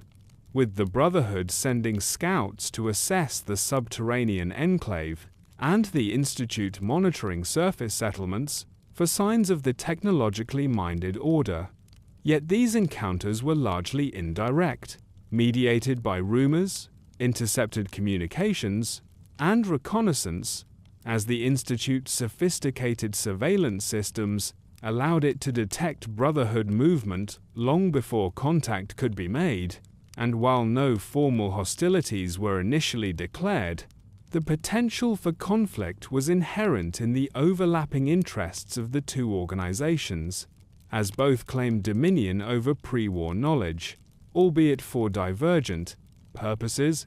and both possessed the capability to assert that claim militarily if necessary. As the Institute refined its technological capacities, particularly in the development of Generation 3 synths, molecular relay teleportation, and energy weapons, the Brotherhood's perception of the subterranean society shifted from curiosity to concern, as the Institute's ability to project influence across the Commonwealth and manipulate populations without detection represented a challenge not only to surface authority, but also to the Brotherhood's ideological claim as guardians of humanity. And this tension manifested in occasional skirmishes, reconnaissance raids, and contested resource sites, though each side was careful to avoid full-scale confrontation until circumstances necessitated, reflecting the strategic awareness that open warfare could compromise the survival and objectives of both organizations. Central to the conflict were disputes over technology, for while the Brotherhood viewed advanced robotics, synthetic biology, and energy weapons as dangerous deviations from natural human capability that must be restricted, the Institute viewed these same innovations as essential to human progress and survival, producing a fundamental incompatibility that precluded meaningful cooperation, and in this sense, every Institute innovation was both a scientific achievement and a political statement, an assertion of autonomy and superiority that directly challenged the Brotherhood's mission, and conversely, every Brotherhood incursion, raid, or recovery operation signaled a threat to the Institute's carefully maintained control and the integrity of its subterranean civilization. The practical consequences of this rivalry were extensive, with both factions dedicating significant resources to intelligence gathering, the monitoring of surface populations, and the development of countermeasures against the other. And while the Institute employed coarser units, synth, infiltration, and molecular relays to maintain strategic advantage, the Brotherhood relied on reconnaissance patrols, salvage operations, and enforcement of their own technological doctrine to assert influence and limit the spread of Institute innovations, creating a protracted and largely unseen contest in which every encounter had ramifications far beyond immediate tactical considerations, and the Commonwealth itself became a theater in which philosophical, technological, and ethical battles were fought indirectly, shaping settlements, factions, and even individual lives through the persistent, covert presence of these two powerful organizations.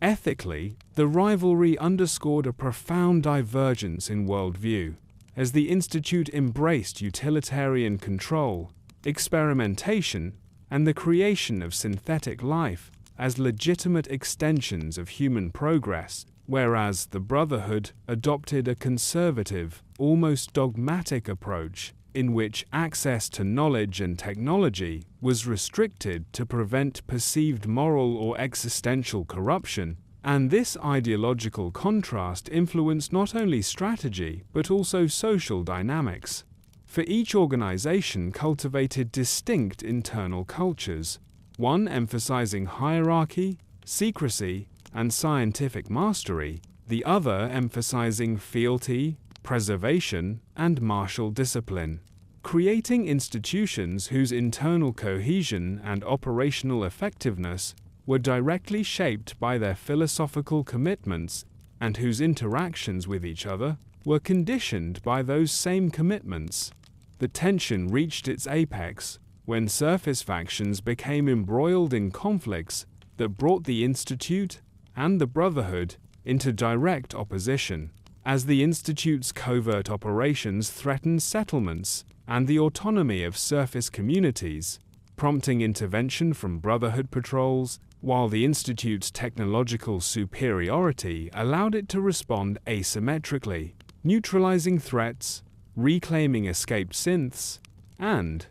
when necessary, conducting operations that avoided detection, yet advanced its objectives, demonstrating the interplay between strategy, ideology, and technological mastery that defined their rivalry, and illustrating how knowledge, power, and moral conviction could manifest in both subtle manipulation and open confrontation. Historically, this rivalry also produced long-term consequences for the Commonwealth, as both factions influenced political development, settlement patterns, and resource allocation, often indirectly, with surface communities caught between the Institute's covert control, the Railroad's liberation efforts, and the Brotherhood's enforcement of technological orthodoxy, creating a dynamic landscape in which allegiance, survival, and ethical considerations were constantly negotiated,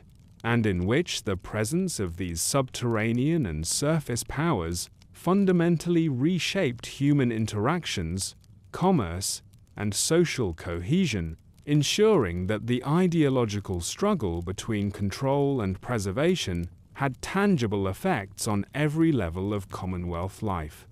In summary, the Institute's relationship with the Brotherhood of Steel illustrates the profound implications of divergent philosophies toward technology, knowledge, and human governance, demonstrating that the pursuit of scientific mastery and the desire to safeguard civilization can generate conflict even among groups originating from the same historical context, and that in the post-apocalyptic Commonwealth, the coexistence of powerful factions with incompatible objectives is inherently unstable, producing a cycle of observation, interference, and confrontation that defines both the political and ethical landscape of the region, and situates the Institute not merely as a subterranean scientific enclave, but as a central actor in the complex interplay of ideology, technology, and power that shapes the fate of humanity above ground.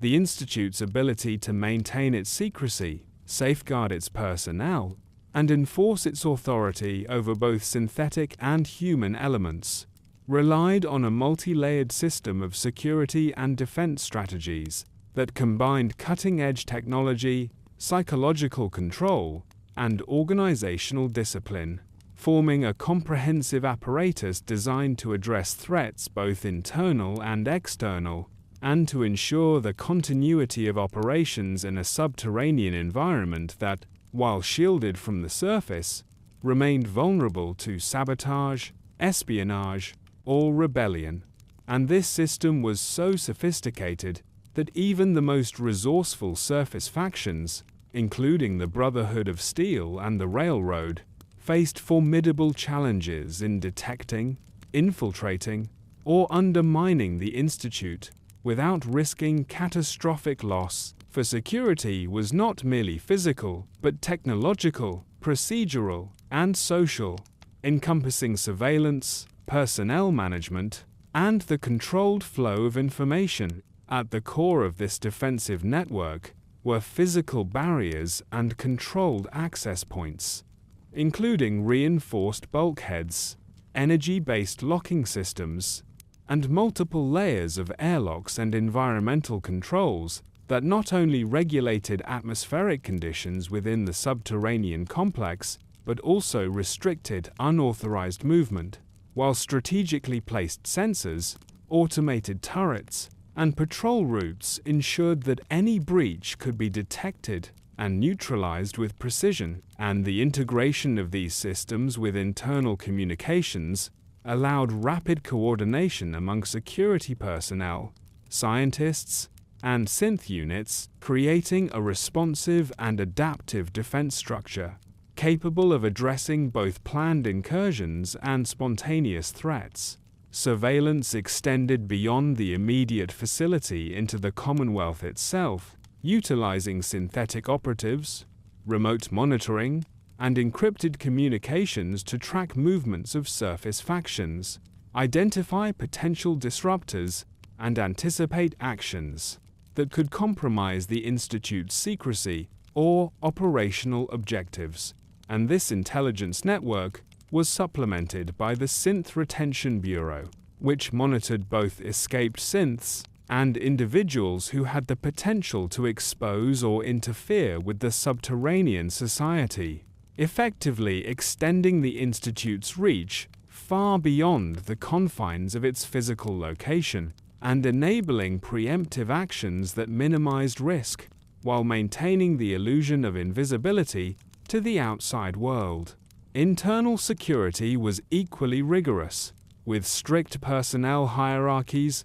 biometric identification, and compartmentalization of knowledge, ensuring that no individual could gain unauthorized access to sensitive areas, data, or experiments, and routine checks, surveillance protocols, and loyalty assessments maintained a culture of compliance that reinforced both social order and operational integrity, while disciplinary measures for deviations ranged from reassignment to termination of access, reflecting the Institute's emphasis on collective stability over individual autonomy, and creating an environment in which obedience and performance were inseparable from security. The Institute also relied heavily on synthetic defenders, including Corsa units, Generation 2 and 3 synths, trained for security, reconnaissance, and rapid response, as well as specialized robotic platforms, such as sentry bots and automated turrets, all networked to provide comprehensive coverage of corridors, laboratories, and key infrastructure, and capable of both lethal and non-lethal engagement, thereby reducing dependence on human personnel for high-risk tasks, while ensuring that internal and external threats could be contained efficiently, and the deployment of these synthetic forces was calibrated to maintain secrecy, operational control, and the psychological impact of a seemingly omnipresent protective presence. Contingency planning played a crucial role in the Institute's security philosophy, with multiple layers of redundancy, emergency protocols, and rapid response teams ready to address sabotage, infiltration, or natural hazards, and simulation exercises were routinely conducted to evaluate response times, communication efficiency, and the integration of synthetic and human operatives, ensuring that the Institute could withstand attacks, internal uprisings, or exposure to surface threats without compromising its core objectives or the safety of its personnel. And the very design of the subterranean complex, including choke points, blast containment zones, and redundant life support systems, reflected the anticipation of multiple scenarios in which both technological and human adversaries could attempt to penetrate or disrupt operations. Information security was another critical dimension, with encrypted communications, isolated databases, and strict access controls, preventing the leakage of sensitive knowledge, experimental data, and operational protocols, while the suppression of historical records and the controlled dissemination of pre-war technology ensured that the Institute could maintain a monopoly over advanced science, limiting both the opportunity for external replication and the potential for internal dissent, and this approach to knowledge as a defensive mechanism demonstrates the Institute's understanding that in a post-apocalyptic environment, control over information was as vital to security as control over weapons or personnel. Psychological and cultural security mechanisms were also integral, as the Institute cultivated a sense of purpose, loyalty, and shared destiny among its personnel, with indoctrination, social norms, and hierarchical reinforcement, ensuring that individuals internalized the value of secrecy and obedience, reducing the likelihood of betrayal or inadvertent exposure, and fostering a community in which the alignment of personal and organizational goals created an additional, intangible layer of defense, one that relied not on technology alone, but on the shaping of human behavior and expectation to maintain the integrity of the subterranean society. Collectively, these systems, physical, technological, procedural, informational, and psychological, formed an interlocking security apparatus designed to preserve the Institute's secrecy, ensure operational continuity, and maintain control over synthetic and human populations alike. A structure so sophisticated that even prolonged surface campaigns, intelligence operations, or espionage efforts faced formidable challenges in achieving significant penetration, and the enduring effectiveness of these strategies allowed the Institute to operate undetected for decades, shaping the Commonwealth from the shadows, projecting power without exposure, and maintaining the continuity of its experimental, technological, and governance objectives, demonstrating that security within the Institute was not merely a reactive measure, but a proactive, comprehensive philosophy that encompassed every aspect of life, labor, and research underground. In conclusion, the Institute's security and defense strategies exemplify the integration of technology, organizational design, and human management into a cohesive system capable of addressing the complex threats inherent in both a subterranean environment and a hostile surface world, illustrating that the preservation of secrecy and control was not incidental but central to the organization's identity and survival, and highlighting the lengths to which the Institute would go to ensure that its technological mastery, synthetic creations, and experimental achievements remained beyond the reach of adversaries, whether external factions or internal dissidents, creating a society in which safety, secrecy, and operational continuity were inseparable from the pursuit of scientific and social objectives. The Institute's existence and operations have long been the subject of profound ethical scrutiny and moral controversy, arising from the intersection of scientific ambition, social control, and the creation of synthetic life. And while the subterranean society often justifies its practices as necessary for the survival and advancement of humanity, the consequences of these actions reveal a complex web of ethical dilemmas, contradictions, and contested moral principles. For at the heart of the Institute's philosophy lies a tension between utilitarian imperatives, the belief that the ends justify the means, in pursuit of progress, and deontological concerns surrounding the rights, autonomy, and dignity of both human and synthetic beings. And it is in navigating this tension that the Institute's legacy becomes both remarkable and morally fraught. One of the most immediate and visible sources of ethical controversy stems from the creation and control of Generation 3 synths, beings virtually indistinguishable from humans in appearance, intelligence, and emotion, who are treated as property, tools, or instruments for the execution of Institute objectives. and whose capacity for independent thought raises fundamental questions about personhood, consent, and moral responsibility. For while the Institute engineers these beings for obedience, the emergence of self-awareness, desire, and free will among synths creates scenarios in which the ethical justification for control becomes increasingly tenuous, particularly in light of the synth's ability to form relationships, make decisions, and experience suffering, all of which contradicts their instrumental status as assets of a subterranean technocracy.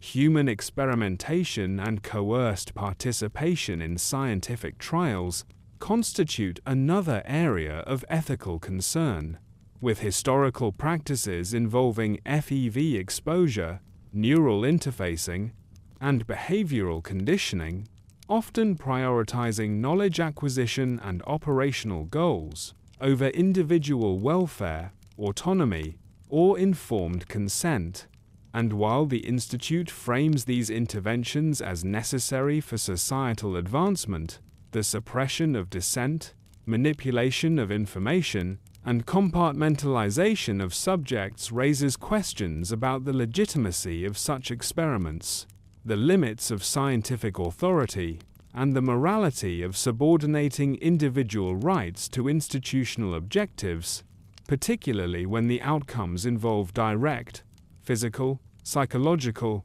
or social harm. The Synth Retention Bureau exemplifies these dilemmas in operational form, as it enforces obedience, retrieves escaped synths, and manipulates the Commonwealth population to maintain control, actions that simultaneously serve organizational survival and violate principles of autonomy and freedom, illustrating a central ethical conflict between the Institute's duty to preserve its society and the moral rights of beings under its influence, and highlighting the broader philosophical problem of governance by an entity whose legitimacy is defined by knowledge and technological capability rather than by consent or democratic accountability. Interactions with the Commonwealth further complicate these ethical considerations, for covert manipulation, surveillance, and intervention in human settlements,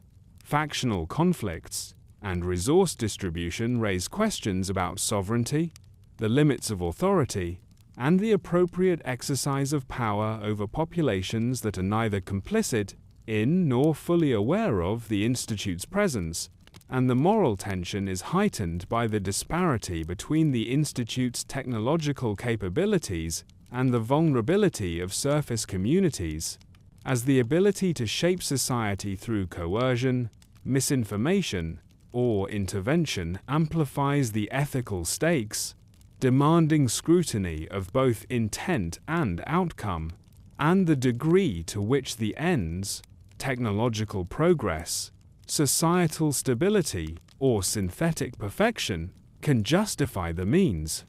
Ideological conflicts with factions such as the Railroad and the Brotherhood of Steel illuminate these ethical debates further, for the Railroad challenges the Institute's treatment of synths as property and advocates for their liberation, emphasizing principles of autonomy, dignity, and moral responsibility, while the Brotherhood enforces a restrictive doctrine that prioritizes the preservation of technology and societal stability over individual freedom, demonstrating that ethical evaluation is contextually complex, contingent on philosophical orientation, and inseparable from questions of power, knowledge, and capability, and the confrontation of these perspectives with the Institute's practices generates ongoing moral discourse that spans both subterranean and surface societies. The ethical implications of technological mastery also manifest in more subtle forms, such as the consequences of introducing advanced energy weapons, robotics, or synthetic operatives into human environments, as the Institute's innovations produce disparities of power, influence, and capability that raise questions of justice, equity, and moral hazard, for the organization's ability to intervene, undetected in surface affairs, challenges conventional notions of fairness and accountability, and the deployment of these technologies, even with ostensibly benign or research-oriented objectives, can have unforeseen consequences that impact lives, communities, and social structures, highlighting the complex interplay between innovation, responsibility, and moral foresight. Internally, the Institute grapples with these dilemmas through hierarchy, rationalization, and social norms, embedding obedience, secrecy, and loyalty as ethical imperatives within its culture. Yet this approach often obscures reflection on broader moral consequences. For the very systems that ensure operational efficiency simultaneously suppress debate, dissent, and ethical scrutiny, producing a society capable of extraordinary achievement while insulated from the judgment of external moral frameworks, and creating conditions in which the distinction between right and expedient becomes increasingly blurred. The cumulative effect of these practices, interventions, and philosophical stances is a landscape of moral ambiguity, in which technological triumph, scientific achievement, and organizational survival are inseparable from questions of autonomy, consent, and justice, and in which the Institute's extraordinary capabilities magnify ethical responsibility, even as the subterranean environment and hierarchical culture minimize accountability, producing a paradox in which moral and technological authority are both concentrated and contested, celebrated and condemned, and where every action, whether the creation of a synth, the deployment of a cursor, or the manipulation of surface populations, carries consequences that are simultaneously scientific, political, and ethical. In conclusion, the Institute's ethical dilemmas and controversies illustrate the tension inherent in a society that wields unparalleled knowledge and control over both synthetic and human life, demonstrating that the pursuit of progress, mastery, and survival can produce outcomes that challenge conventional moral frameworks, provoke resistance, and generate profound philosophical debate. And while the Institute's achievements in science, governance, and technological integration are undeniable, they are inseparable from questions of responsibility, consent, and justice that continue to define its legacy and shape the moral discourse of the Commonwealth, underscoring that in a world where knowledge equals power, ethical vigilance is as crucial to civilization as any technological advancement. The legacy of the Institute, as both a technological powerhouse and a morally contentious subterranean society, extends far beyond the confines of its hidden laboratories, shaping the Commonwealth in ways that are both tangible and ideological. For the organization's achievements in synthetic biology, energy management, robotics, and teleportation have established a benchmark of scientific mastery unparalleled in the post-war world, creating a model of technological progress that continues to influence surface societies, even as the Institute's ethical controversies and secretive practices provoke ongoing debate regarding autonomy, consent, and the proper exercise of power. And in this duality lies the enduring significance of the Institute, a civilization simultaneously admired for its accomplishments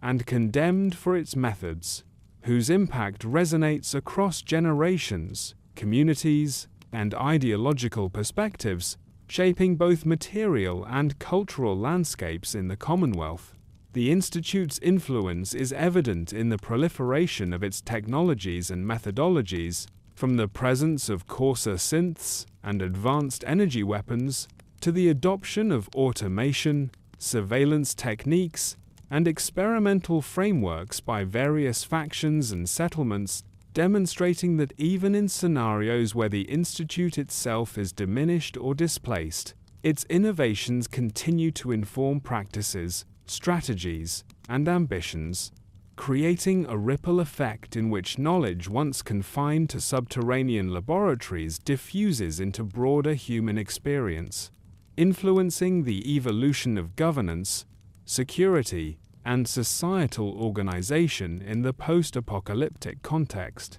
Socially, the Institute's legacy is equally profound, as the ethical dilemmas it embodies continue to shape discourse regarding the treatment of synthetic life, the limits of authority, and the moral responsibilities of technologically advanced societies toward less capable populations, with the railroad, surface militias, and independent settlements serving as interpretive agents of the Institute's influence, either by resisting its control, adapting its innovations, or negotiating the moral challenges it presents. And this ongoing interaction ensures that the Institute remains a central reference point in discussions of justice, autonomy, and the balance between technological progress and ethical accountability, illustrating that legacy is not merely a function of accomplishment, but also of the societal and moral conversations it generates. In the realm of synthetic human development, the Institute's contributions are particularly enduring, as Generation 3 synths and their successors embody both the triumphs and controversies of its research, representing a profound expansion of the definition of life, consciousness, and personhood, and serving as living testaments to the Institute's capabilities and its moral ambiguities. As synths navigate the Commonwealth, interact with human populations, and participate in shaping social, economic, and military outcomes, demonstrating that the consequences of innovation are inseparable from the ethical and practical frameworks in which they are produced, and that the Institute's creations continue to influence the trajectory of civilization, even when the subterranean society itself is no longer the central actor. Politically, the Institute's legacy is reflected in the shifting power dynamics of the Commonwealth, as surface factions contend with the enduring effects of subterranean intervention, synthetic infiltration, and technological displacement, creating a landscape in which decisions, alliances, and conflicts are informed by knowledge of the Institute's presence and the capabilities it introduced, and in which the struggle for control over pre-war knowledge, experimental methodologies, and synthetic populations remains a critical determinant of authority and survival, highlighting the Institute's ability to project influence both directly and indirectly, and ensuring that its strategic, technological, and ethical footprint remains a defining factor in regional governance and security. Culturally and philosophically, the Institute's impact is evident in the ongoing discourse surrounding human-synthetic relations, the nature of intelligence, the boundaries of scientific responsibility, and the ethics of governance and coercion, debates that are perpetuated by the tangible evidence of its experiments, the stories of abducted or liberated synths, and the historical memory preserved in surface societies, and which continue to inform moral reasoning, policy formation, and educational narratives, demonstrating that the Institute's legacy is not confined to its subterranean existence, but actively participates in shaping the cognitive, ethical, and cultural evolution of the Commonwealth, compelling communities and individuals to reconcile the promise of technological advancement with the moral costs of its pursuit. The Institute's foresight in experimental design, environmental control, and long-term strategic planning provides a model for potential future societies, illustrating the advantages of centralized, technologically sophisticated governance, while simultaneously serving as a cautionary example of the dangers inherent in moral isolation. unchecked authority, and the instrumentalization of sentient life. And these lessons are actively interpreted by surviving factions, emerging governments, and independent settlements, informing decisions regarding technological adoption, synthetic integration, and ethical frameworks, and ensuring that the Institute's achievements continue to shape policy, strategy, and philosophical orientation, even as the organization itself may recede from direct influence. In contemplating the future, the Institute serves as both a source of inspiration and a moral benchmark, demonstrating the possibilities of human ingenuity, scientific mastery, and societal organization, while also exposing the consequences of secrecy, ethical compromise, and the exercise of absolute authority over life and knowledge, and the resolution of these tensions will continue to influence the Commonwealth for generations. As synthetic beings, liberated populations, and surface communities negotiate the balance between technological potential and ethical responsibility, and as emergent leaders, factions, and scholars integrate lessons from the Institute's achievements and failures into the ongoing reconstruction and evolution of post-apocalyptic civilization. Ultimately, the Institute's legacy is defined by its dual nature as both architect and enigma,